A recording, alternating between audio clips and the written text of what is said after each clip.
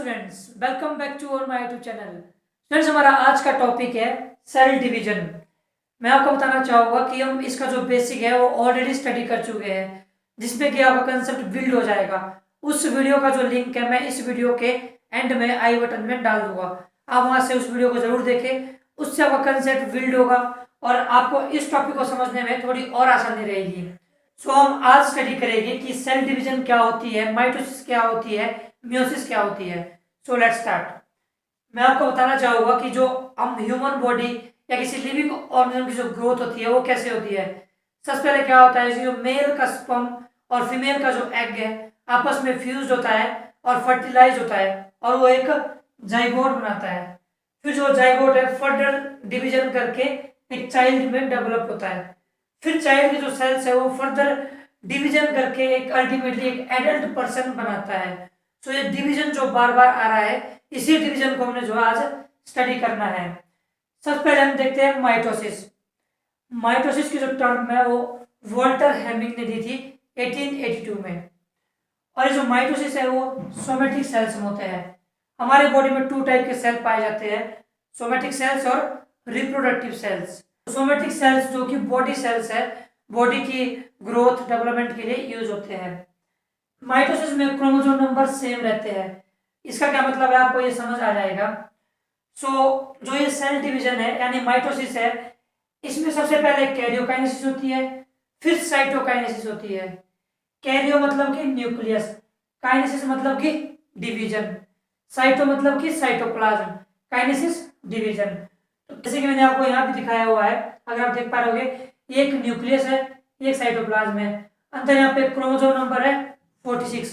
Human में 46 chromosome number पाए जाते हैं।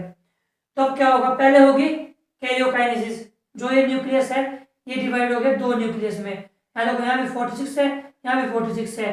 Chromosome number remain same, chromosome number remain same. ये हुई कैरियोकाइनेसिस, यहाँ पे न्यूक्लियस डिवाइड हुआ। फिर हुआ साइटोकाइनेसिस, मतलब कि साइटोप्लाज्म डिवाइड होगा, ये अलग सेल बनाएगा, ये अलग सेल बनाएगा और अल्टीमेटली एक सेल से 2 सेल बनेंगे। जहाँ जो क्रोमोसोम नंबर पहले वाले सेल में है 46, वही chromosome number in daughter cells में है, जो नए सेल बने हैं इनमें भी 46 ही है। तो माइटोसिस में क्रोमोसोम नंबर क्या रहते हैं, सेम रहते हैं। सो अब नेक्स्ट है इंटरफेज। इंटरफेज जो है वो 24 हार्स का होता है। इसमें से 11 हार आपका G1 फेज होता है और 8 हार आपका S फेज होता है और आपका 4 हार G2 फेज होता है और 1 हार M फेज होता है। स्टूडेंट, G1 फेज में क्या होता है, हमें पता है कि ह्यूमन बॉडी में 23 पेयर पाए जाते हैं क्रोमोसोम के। एक क्रोमोसोम मेल से आता है, एक क्रोमोसोम फीमेल से आता है, इसलिए इसको जो डॉटर न्यूक्लियस है वहां पे 23 पेयर होता है क्रोमोसोम्स का। मतलब कि ह्यूमन बॉडी के सेल में 46 क्रोमोसोम होते हैं, जो कि हम ऑलरेडी एक स्टडी कर चुके हैं बेसिक वीडियो में। सो यहाँ देखो जीवन में क्या होता है, यहाँ पे दिख रहा होगा। पहले यहाँ देखो N इक्वल टू क्या है, haploid chromosome number, C equal to क्या है, haploid DNA content. So G one phase में क्रोमोसोम नंबर और डीएनए कंटेंट कैसा है, हैप्लॉइड है, क्रोमोसोम 1 क्रोमोसोम 1। जैसे ही S फेज में जाता है, जिसको हम सिंथेटिक फेज बोलते हैं, यहाँ पे क्या हो जाता है कि सब डिप्लॉयड हो जाता है। क्रोमोसोम नंबर क्या हो गया, यहाँ पे डबल हो गया, यहाँ पे 23 था और यहाँ पे 46 हो गया। और जो डीएनए कंटेंट है वो एक सिस्टर क्रोमेटिड में कितना था, 23। यहाँ पे कितनी सिस्टर क्रोमेटिड है, 1 2 3 4, 4 इंटू 23 कितना हुआ, 92। तो सब यहाँ पे डबल हो गया। एस फेज में क्या होता है कि रेप्लिकेशन यहाँ पे एस फेज में ही होती है। फिर आपका देखो आगे G2 फेज। G2 फेज में थोड़ा यहाँ पे सेल का साइज जो बढ़ता है, यहाँ पे भी डीएनए कंटेंट और क्रोमोसोम नंबर सेम रहते हैं, जो कि एस फेज में है। फिर आपका चलता है एम फेज। एम फेज में सबसे पहले प्रोफेज, फिर मेटाफेज, फिर एनाफेज, फिर टीलोफेज, फिर साइटोकाइनेसिस। ये हमने अभी जो स्टडी करना है स्टेप बाय स्टेप। सो जो ये प्रोफेज है ये 2 फेज में होता है, पहले अर्ली प्रोफेज फिर लेट प्रोफेज। अर्ली प्रोफेज में आपका नॉर्मली आपको ये 2 = 46 और 4 = 92 मिलेगा, सेम कंडीशन मिलेगी।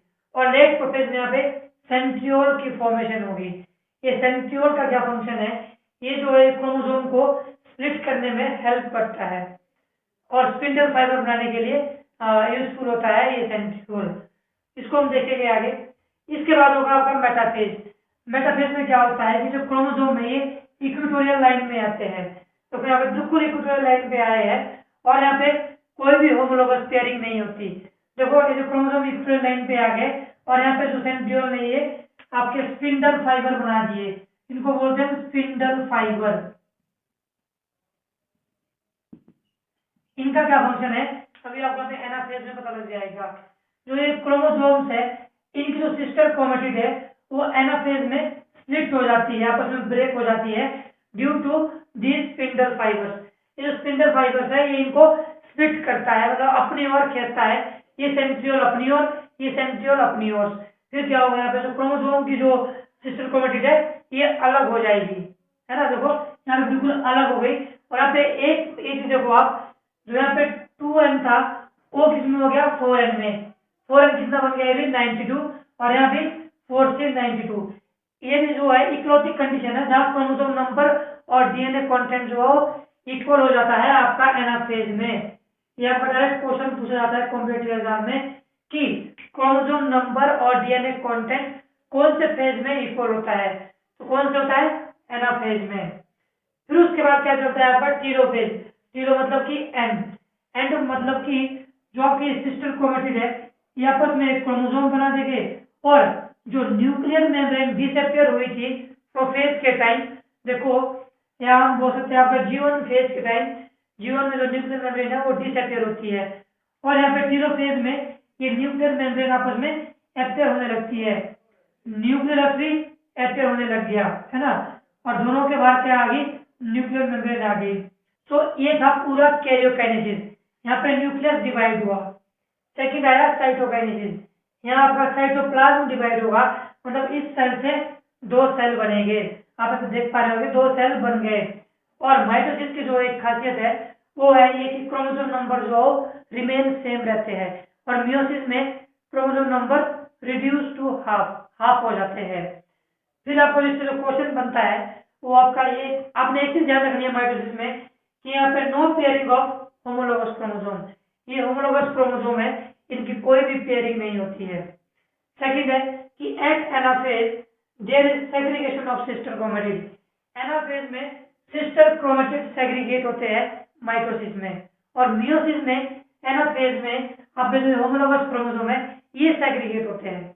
और मियोसिस में होमोलोगस क्रोमोसोम की पेयरिंग होती है पैकेटिन स्टेज पे, इसको हम डिटेल में स्टडी करेंगे। और माइटोसिस में कोई भी पेयरिंग नहीं होगी। सो स्टूडेंट्स ये था माइटोसिस के बारे में। मैं आपको फिर से बता रहा हूँ कि हम जो ऑलरेडी हमने एक बेसिक वीडियो बनाई थी जिससे आपका बेसिक क्लियर कराया था, उसका जो लिंक है मैं यहाँ आई बटन में डाल दूंगा। और अगर आपका इससे कोई क्वेश्चन होगा माइटोसिस से तो मुझे आप कमेंट बॉक्स में पूछ सकते हैं। और अगर आपको एक कंटेंट सही लगा हो तो please subscribe my YouTube channel and also press bell icon to get new updates. Thank you.